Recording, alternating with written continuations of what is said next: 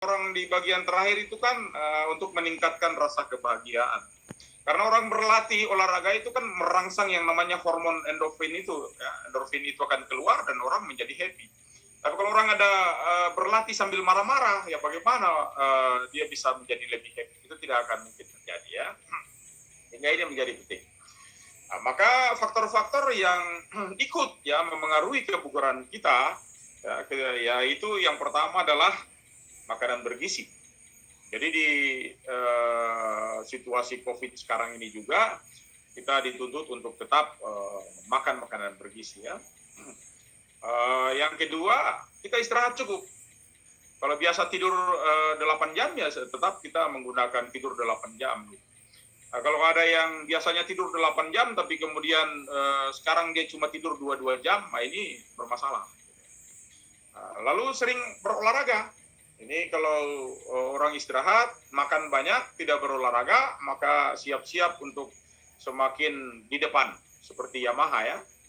Nah, jadi otomatis perut kita akan semakin ke depan, ya, pinggang kiri kanan kita juga akan semakin mengembang, dan kita akan berubah dari ectomorph atau mesomorph menjadi yang endomorph. Ya. Dan yang berikut adalah hiburan. Kita butuh di suasana sekarang ini happy. Ya.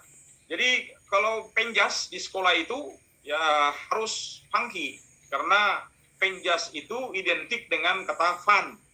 Jadi kita harus bergembira, happy ya.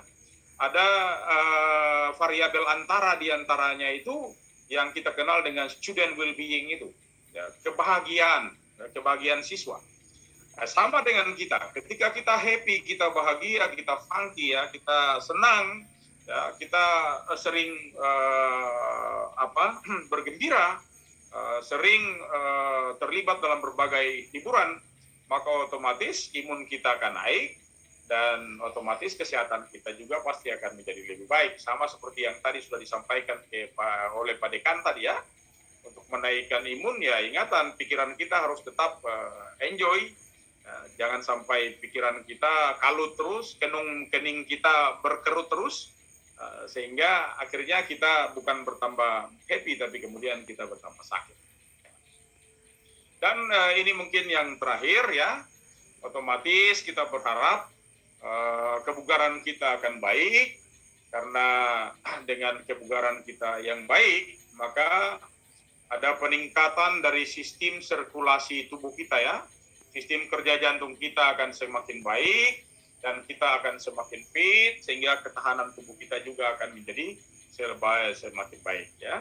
Kemudian kalau kita bugar, otomatis terjadi peningkatan dari sisi kekuatan kita ya, dari sisi ketahanan, kecepatan, stamina dan lain-lain, seperti yang komponen kebugaran yang tadi di depan itu ada 10 itu ya.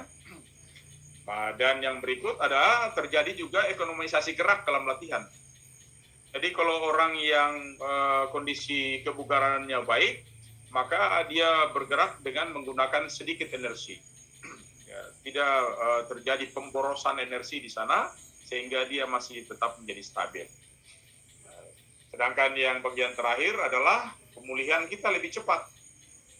Jadi kalau kita berlatih di rumah, nanti hitung-hitung, ya, saya berlatih sama-sama, orang lain sudah fit, sudah bisa ketawa-ketawa, sudah bisa cerita-cerita dengan orang lain. Kok saya lama sekali ya? Saya sampai sudah setengah jam, sudah 1 jam, malah kondisi saya tidak stabil. Saya masih tetap mengeluarkan keringat terus-menerus dan degup jantung saya masih tetap cepat. Ini berarti